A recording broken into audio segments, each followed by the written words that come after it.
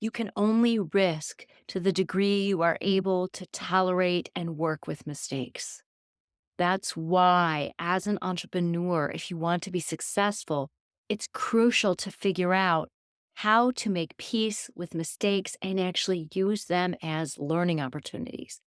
But the biggest mistake most ADHD women entrepreneurs make is when something doesn't go as planned, my words for mistake.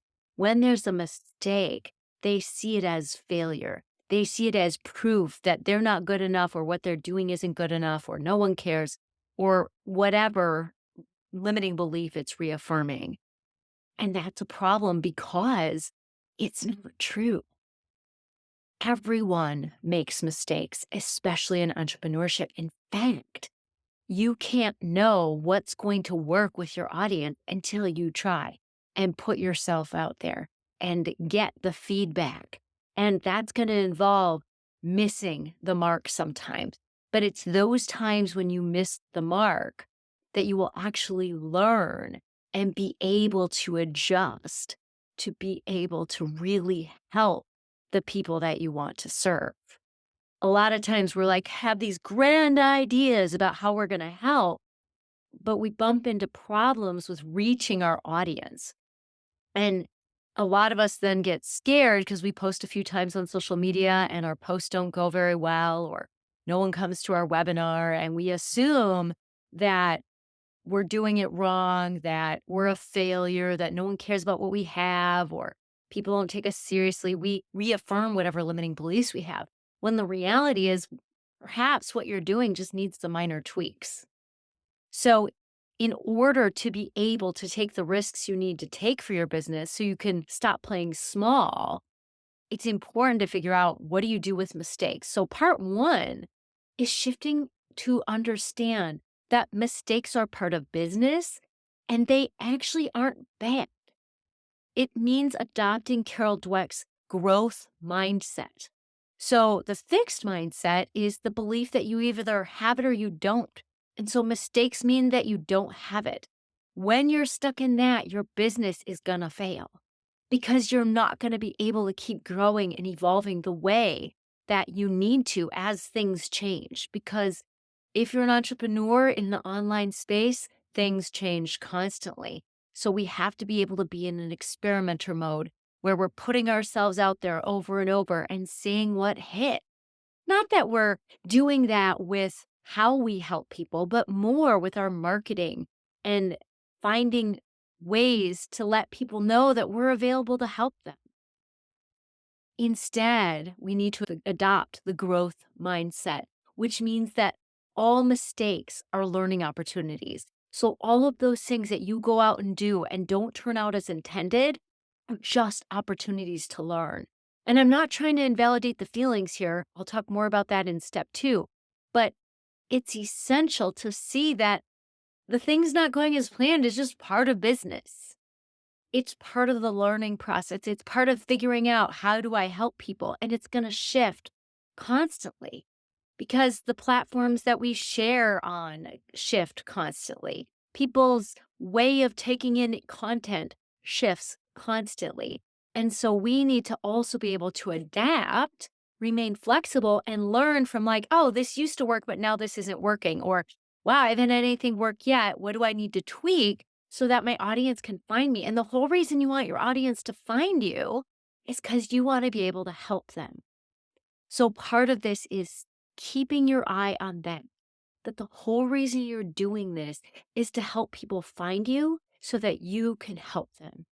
That will help you start to weather the storm of mistakes instead of falling apart for hours, days, even with big feelings or shutting down when things don't go as intended. And that takes me to the second piece of this, which is figuring out, how do you deal with those big feelings? And for some, it might be big feelings like you feel the sting of rejection.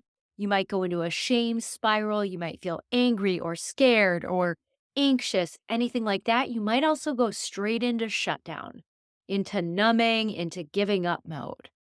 Whichever one you do, I get why you get there. I get it. It can be hard to put yourself out there and not have it go the way you intended for it to go. those feelings are valid. And so it's essential that the first thing you do is you validate, like, you know what? I get how I'm feeling that way. That does sting. It's not my first choice that that would have happened. But it's also important that you learn how to bounce back by working with those feelings so that you have shorter and shorter amounts of time where you're stuck in the feelings and instead are able to go, oh, that didn't work. Okay, what can I learn? And maybe you feel some disappointment or you feel some sadness if it was a bigger thing, but that's not bad. You just work with it. You tune in and get curious. Oh, what's that about for me that I feel this way right now? And can you get that there's something inside of you that feels that way? Chances are you can because it probably makes perfect sense that you feel disappointed or angry or irritated or even like a failure or even shame, right?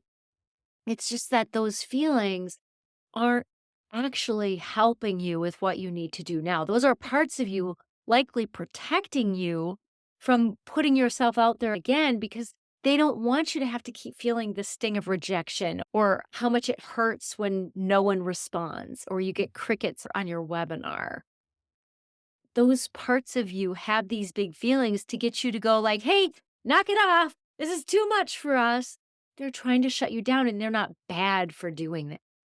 It's just that when you allow that to happen and shut down, you're not going to be able to succeed in business. You're going to stay small inside yourself and your business is going to stay small, smaller than you want it.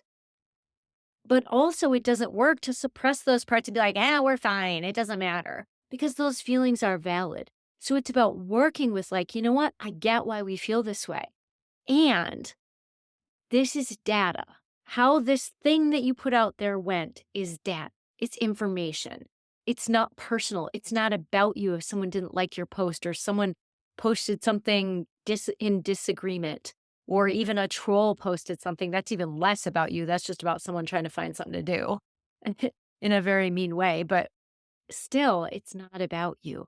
And so working with that stuff that's coming inside to say, like, this just isn't our stuff.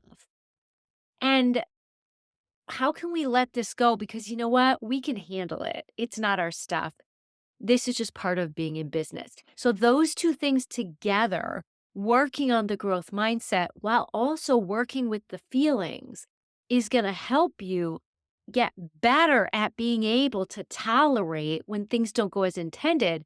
And then you'll be able to take more risks, putting yourself out there over and over again in a way that your audience will eventually be able to see you and you will be able to help the clients that you so badly want to help.